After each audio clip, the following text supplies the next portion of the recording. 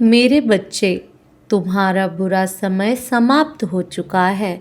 मेरे बच्चे, आज तुम्हारे सारे दुखों का अंत होगा और तुम्हारे जीवन के सभी परेशानियां समाप्त हो जाएंगी, क्योंकि मैं तुम्हें और कष्ट में नहीं देख सकती। आखिर तुम भी मेरे बच्चे हो, तो मैं कैसे अपने बच्चे को दुखी देख सकती हूँ। मेरे बच्चे, मेरी कृपा दृष्टि तुम पर पड़ चुकी है। मेरे प्रेम की कसौटी पर तुम खरे उतर रहे हो। अगले 18 घंटे में तुम्हारे जीवन में भारी बदलाव होने वाला है। मेरे बच्चे, जो बातें आज मैं बताना चाहती हूँ वह मैंने तुम्हें कभी नहीं बताई। इन बातों से तुम सदैव से अनजान रहे हो, इसलिए उन बातों को जानना अत्यंत आवश्यक है। यदि तुम उन बातों को जान गए तो सदा तुम्हारे ऊपर मेरी कृपा दृष्टि बनी रहेगी। मेरे बच्चे, मैं जानती हूँ कि तुम काफ़ी चिंतित रहते हो, क्योंकि तुम्हारे जीवन के काफ़ी समय केवल दुखों में ही कटे हैं। परंतु दुखी होने से तुम्हें कोई लाभ नहीं होगा, इसलिए अपने आप को दुखों से मुक्त करो और अपने आप पर ध्यान दो। कई बार तुम्हारी कुछ ऐसी बातें जिससे मुझे ना चाहते हुए भी क्रोध आ जाता है, और कई बार तुम्हारी कुछ ऐसी बातें जो मुझे प्रसन्न कर देती हैं। इस तरह कुछ ऐसी ही बातें जिन्होंने मुझे प्रसन्न किया है, ऐसी कुछ बातें जो तुम्हें करना बाकी हैं,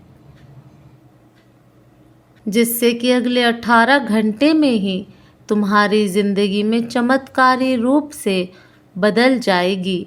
इसलिए मेरे बच्चे, तुमको यह मौका गंवाना नहीं है। सच तो यह है कि मैं स्वयं नहीं चाहती कि तुम कभी भी दुखी रहो, बल्कि मैं ये चाहती हूँ कि मेरे सभी बच्चों को सभी खुशियाँ प्राप्त हों। मेरे बच्चे, परिस्थिति में सदैव बदलाव आता रहता है। परिस्थितियाँ कभी एक सी नहीं होती, कभी किस्मत के अनुसार तो कभी कर्मों के अनुसार। यदि किस्मत के अनुसार तुम्हारी परिस्थिति में बदलाव नहीं आ रहा है, तो तुम कुछ ऐसे कार्य करो, उन कार्यों की वजह से तुम्हारी परिस्थिति में निश्चित ही बदलाव आएगा और तुम्हारी किस्मत में भी बदलाव शुरू हो जाएगा। मेरे बच्चे, अब ध्यानपूर्वक सुनो मेरी बातों को। तुम बहुत बार कार्य को करते करते थक जाते हो और तुम्हें ऐसा लगता है कि तुम सफल नहीं हो रहे हो। इसी कारण तुम अपने आत्मविश्वास को खो देते हो। जिस शक्ति के बलबूते पर तुम विजय प्राप्त कर सकते थे, और कई बार यही वजह होती है तुम्हारे नाकामी की, उसके पश्चात तुम चाह कर भी उस कार्य पर अपना ध्यान नहीं एकत्रित कर पाते हो, अपनी पूरी शक्ति नहीं लगा पाते हो, और वो कार्य तुम्हारे किसी के बहकावे में आकर होते हैं। कई बार कोई अपना या तुम्हारे जीवन साथी को यह कह देने पर कि यह कार्य तुम्हारे लिए संभव नहीं है, यह तुमसे नहीं हो पाएगा, तुम्हारी नाकामी का यह भी एक मुख्य कारण होता है। मेरे बच्चे, लेकिन अब आज से, बल्कि अभी से तुमको ध्यान रखना है, यह नहीं करना है, और कल सुबह तुमको नहाने के पानी में थोड़ा गंगा जल डालकर स्नान करना है। एक लोहे की कटोरी में सरसों का तेल लेकर उस कटोरी में डालकर उसमें 1 का सिक्का डालकर अपने दोनों हाथों से उस कटोरी को अपने घर में थोड़ी देर के लिए रख कर छोड़ देना है। उसके पश्चात पूरे घर में घूमना है। फिर किसी पौधे में डालते समय तुम्हें उस समय यह बोलना है,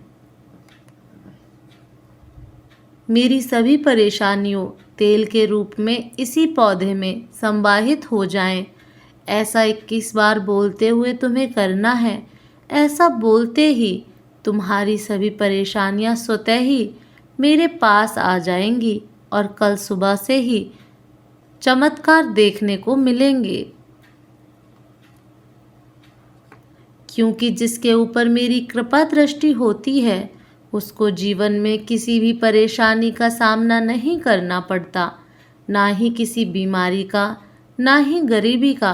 तुम्हारे जीवन की पीड़ा स्वयं मेरे द्वारा शिव भोले के पास चली जाती है। साक्षात उनका हाथ मेरे भक्तों पर होता है तो दिन दूनी रात चौगनी तरक्की होती है। मन से दुख चिंताओं को त्याग कर अपने मन को प्रफुल्लित करो, खुश हो जाओ, क्योंकि तुम्हारी किस्मत समय पलटने वाला है। जीवन में अच्छे कर्मों का फल तुम्हें अवश्य प्राप्त होगा, क्योंकि कर्मों का फल भले ही देर से प्राप्त हो, परंतु निश्चित है कि अच्छे कर्म अच्छे फल लेकर आते हैं। तुम्हारी सोची हुई हर कामना पूरी होगी, खुशियों की बारिश होगी तुम पर। अब से तुम्हारे जीवन में परिवर्तन प्रारंभ होगा। जो तुम इतना जीवन में बहुत ज़्यादा कठिनाइयों से गुजर रहे थे, तो अब बहुत ज़्यादा खुशियाँ प्राप्त करने का समय आ चुका है और तुम्हें ना तो कभी डरना है और ना ही घबराना है। मेरे बच्चे, मैं स्वयं तुम्हारे साथ हूँ। मैं कभी भी तुम्हें भटकने नहीं दूंगी। तुम मेरे प्यारे बच्चे हो और मैं हमेशा तुम्हारे साथ रहूंगी, चाहे परिस्थिति कैसी भी क्यों ना हो। मेरे बच्चे, तुम बिल्कुल भी चिंता मत करना। मेरा आशीर्वाद सदैव तुम्हारे साथ है। मेरे अगले संदेश की प्रतीक्षा करना। जय माँ काली।